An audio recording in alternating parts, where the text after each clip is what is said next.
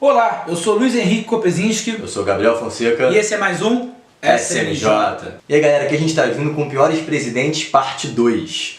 Se você não viu a parte 1, você pode ver no card aqui o link. Ou na descrição aqui embaixo. Exatamente, porque a gente fez a parte 1, a gente ficou de fazer a parte 2, acabou que a gente esqueceu, não fez. Mas agora com vocês, a parte 2 dos piores presidentes do mundo.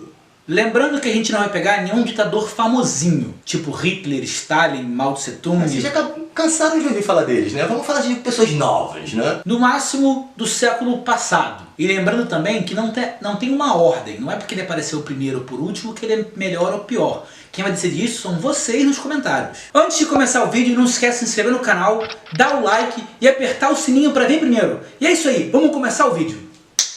O primeiro a ser listado aqui é o Alexander Lukashenko, que veio ao poder em 1994 e é até agora o presidente da Bielorrússia. Mas o que foi que ele fez para estar nessa lista? Na verdade, ele ganhou um prêmio para estar nessa lista. É o prêmio Ig Nobel da Paz, que é tipo uma espécie de zoação ao prêmio Nobel. Tá, mas o que ele fez para ganhar este prêmio?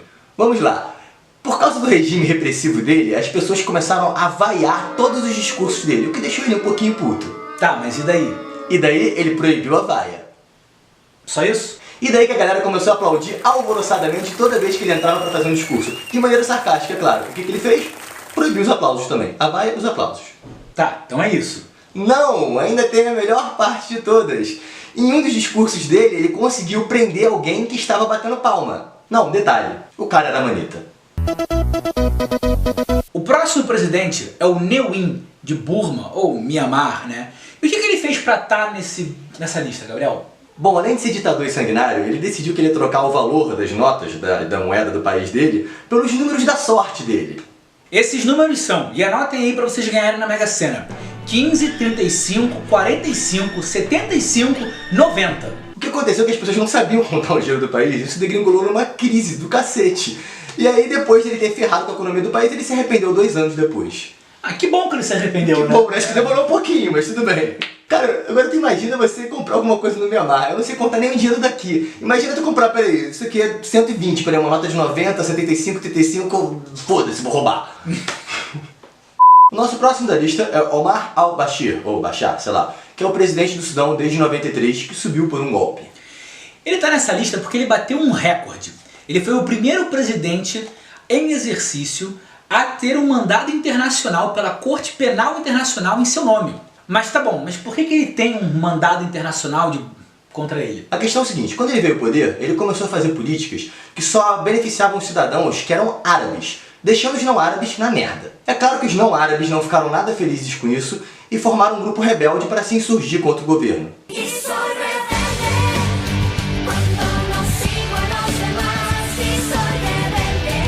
E o que nosso chefe de Estado ditador fez? Ele financiou uma milícia árabe que já existia na época para poder conter o avanço dos rebeldes.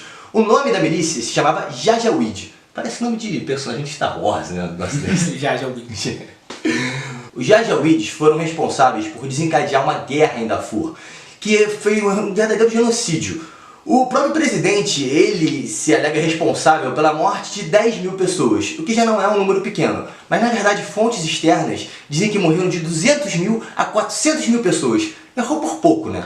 Errou! Isso não é pouco não, mas acho que está justificado o mandado internacional para a captura dele. Na verdade, o que o presidente queria fazer era uma limpeza étnica. A milícia que ele financiava praticou genocídio, estupro e banimento de todos os não árabes da região. Vale dizer que o conflito em Darfur continua até hoje, mas graças aos esforços da ONU, esses números são bem menores e a violência hoje em dia está bem menor lá. A seguir na nossa lista vem o Teodoro Obiang, da Guiné Equatorial, que subiu ao poder sucedendo o pai que deu um golpe no tio.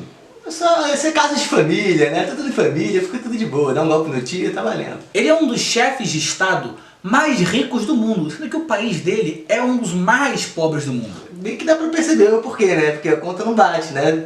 Chefe de Estado mais rico, país mais pobre, tem alguma coisa errada aí. E realmente tinha alguma coisa errada, porque ele se apossou do Tesouro Nacional. E a desculpa dele foi o seguinte: eu quero manter o meu país livre da minha corrupção e eu não quero que meus servidores roubem. Então o Tesouro Nacional agora é meu e aí a corrupção aí tá fora, porque vocês não roubam, eu posso roubar. E por causa causa disso, ele tem vários ativos em outros países, como por exemplo a França. Na França ele tem palácios, casas, carros. Só pra você ter uma ideia, ele tem um imóvelzinho perto do Arco do Triunfo que tá avaliado em 110 milhões de euros. Baratinho, né? Por causa disso, a França pediu a extradição dele quando ele estava aqui no Brasil.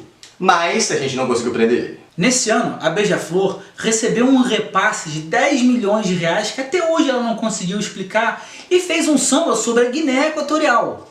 Quem faz um samba sobre a Guiné Equatorial? Tipo, um monte de coisa pra tu falar. O que a gente vai fazer de samba nesse ano? Não sei. Vamos fazer de um país que ninguém nunca ouviu falar e de repente, por coincidência, vamos ganhar 10 milhões do nada para fazer um samba sobre isso. Enquanto o ditador do país está aqui no Brasil para assistir o carnaval. Nada suspeito. E não para por aí. Revela a última, Gabriel. A questão mais assim excêntrica sobre ele é que ele faz um terror psicológico contra os rivais do regime ditatorial dele. Qual que é esse terror psicológico? Ele deixa espalhar...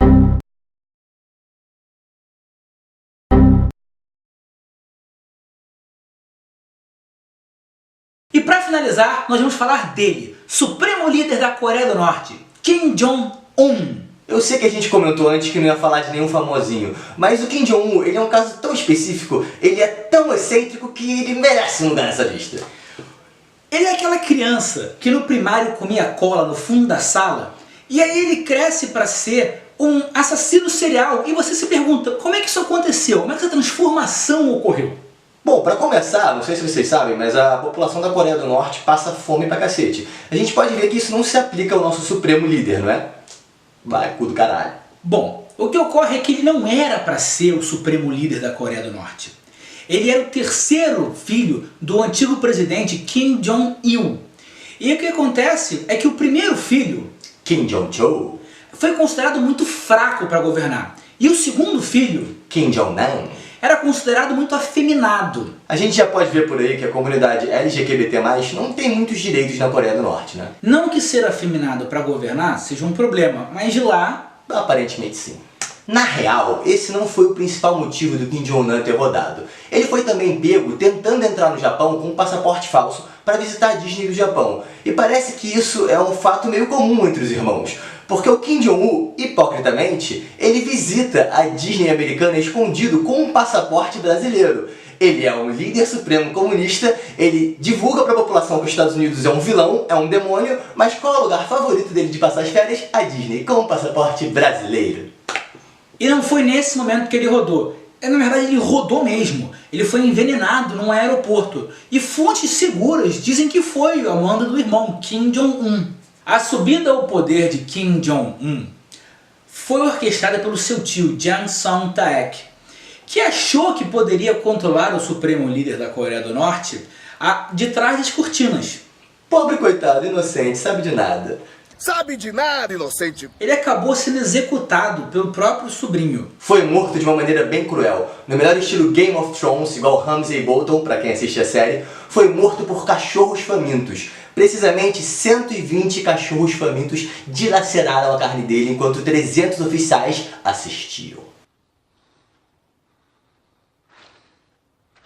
Mas não só de cachorro ele executa os dissidentes do partido. Nem veneno.